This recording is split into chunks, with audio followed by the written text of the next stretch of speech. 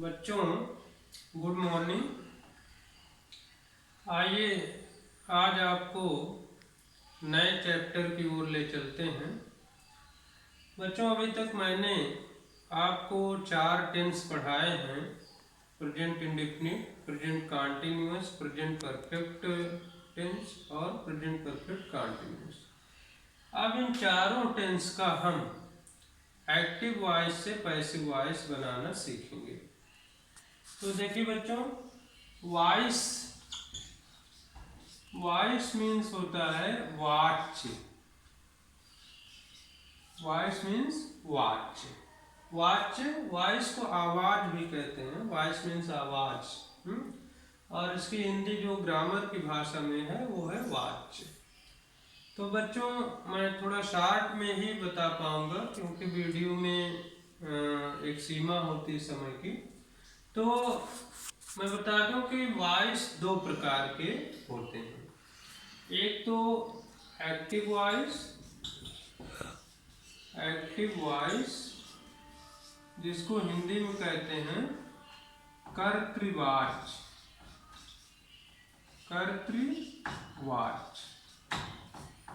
कर्तृवाच में कर्ता की प्रधानता होती है, अर्थात सब्जेक्ट के अनुसार जब क्रिया का निर्धारण होता है तो वहां पर हम उस वाक्य को एक्टिव वॉइस का वाक्य कहते हैं।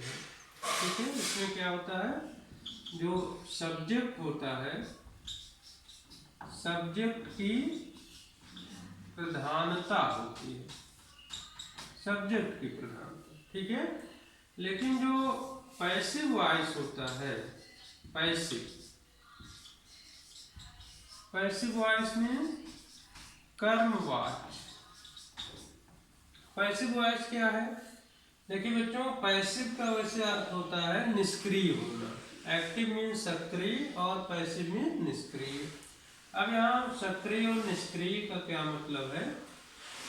सक्रिय का मतलब यह है एक्टिव वॉइस में जो हमारा सब्जेक्ट है वो सक्रिय रहता है, अर्थात उसके अनुसार ही क्रिया का निर्धारण होता है। लेकिन पैसिव वॉइस में वो निष्क्रिय हो जाता है, अर्थात उस सब्जेक्ट के अनुसार फिर क्रिया का निर्धारण, वर्ग का निर्धारण नहीं होता है, उसमें कर्म की प्रधानता हो जाती है।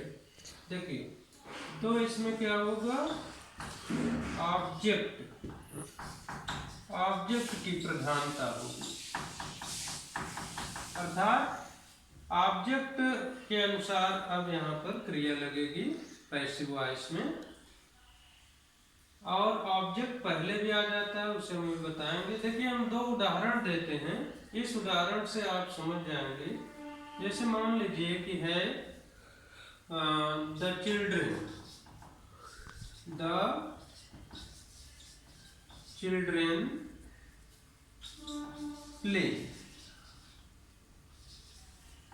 Children play game. देखिए, ये एक छोटा सा वाक्य है, द चिल्ड्रेन प्ले गेम, बच्चे खेल खेलते हैं। अब एक ऐसा वाक्य है, एक्टिव वॉइस का वाक्य है। क्यों? क्योंकि इसमें चिल्ड्रेन के अनुसार प्ले लगा हुआ है। चिल्ड्रेन बहुवचन है, इसलिए प्लेज नहीं हुआ। अगर एक वचन होता तो प्लेज हो जाता। कहने का मतलब जो प्ले क्रिया है वो चिल्ड्रेन बहुवचन के अनुसार लगी है, अर्थात सब्जेक्ट की इसमें प्रधानता है। लेकिन इसी को अगर हम लिख दें कि game is played by the children, game is played by the children. अब देखिए, इसमें क्या हुआ कि जो ऑब्जेक्ट है गेम वो पहले आ गया, और जब पहले आ गया और उसी के अनुसार ये क्रिया इज लगी।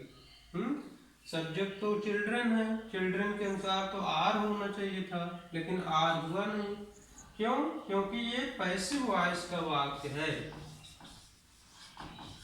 ये पैसिव वॉइस का वाक्य है, इसमें कर्म के अनुसार, ऑब्जेक्ट के अनुसार क्रिया लगी है।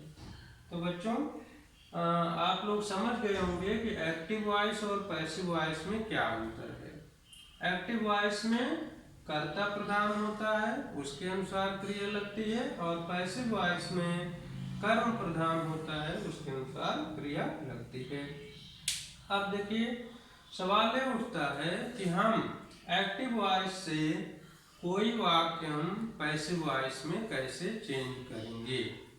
तो इसके लिए शुरुआत में 2-3 बातें मैं बताऊंगा, उसे ध्यान में रखना होगा, जिससे कि हमेशा फॉलो करना होगा। देखिए आप लोग देख रहे हैं कि द चिल्ड्रेन प्ले गेम, बच्चे गेम खेलते हैं। इसको मैंने पैसिव वॉइस में जब चेंज किया तो क्या क्या हुआ, ये जो ऑब्जेक्ट है वो पहले आ गया। इसको लिखते जाते हैं।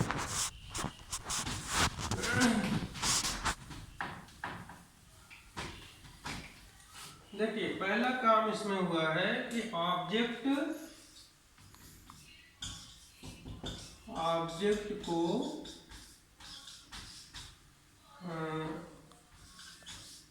पहले लाएं। ये पहला काम है कि ऑब्जेक्ट जो होता है वो पहले आ जाता है। दूसरा काम है ऑब्जेक्ट के वचन तथा टेंस के अनुसार हेल्पिंग वर्ब लगाएं। दूसरा काम करना होगा, हेल्पिंग वर्ब लगाना होगा। जैसे इज आया है तो हम बताएंगे बाद में कि किस टेंस में कौन सी हेल्पिंग वर्ब रहती है पैसिव वॉइस में, हम बताएंगे। तो दूसरा काम ये कर लीजिए। और तीसरा काम है जो वर्ब होती है वर्ब की थर्ड फॉर्म लगा देते हैं। हमेशा ध्यान रखना है कि जब पैसिव वॉइस बनाएंगे उसमें हम थर्ड फॉर्म का प्रयोग कर देते हैं। फिर अगला काम क्या करना है कि बाकी सब कुछ लिखकर बाई के साथ सब्जेक्ट लिखो। बाई के साथ सब्जेक्ट लिखो। बाकी सब कुछ लिख करके फिर बाई के साथ में सब्जेक्ट लगा दें। तो इतने कार्य केवल कर लें तो कोई सेंटेंस एक्टिव वॉइस से पैसिव वॉइस में चला जाता है। बच्चों अब इसे ध्यान देना है कि हर एक टेंस में अलग अलग सहायक क्रियाओं का प्रयोग हम पैसिव वॉइस में करते हैं।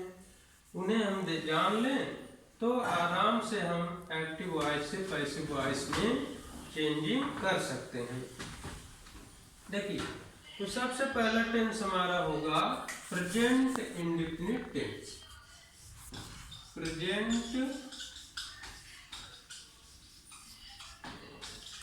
Indefinite tense.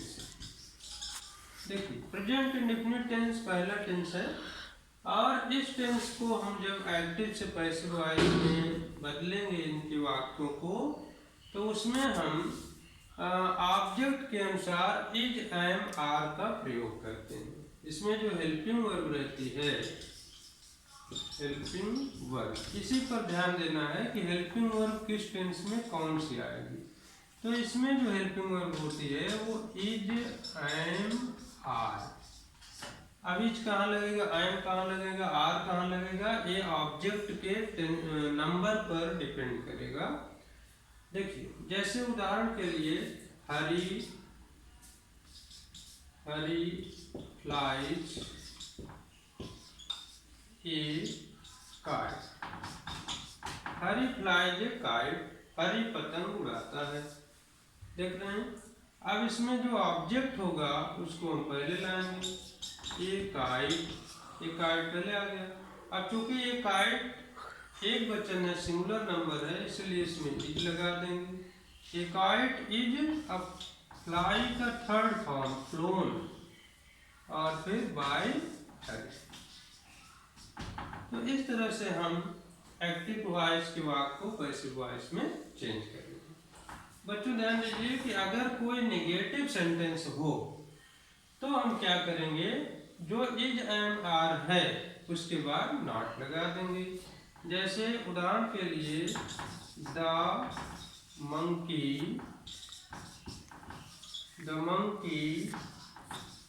Does not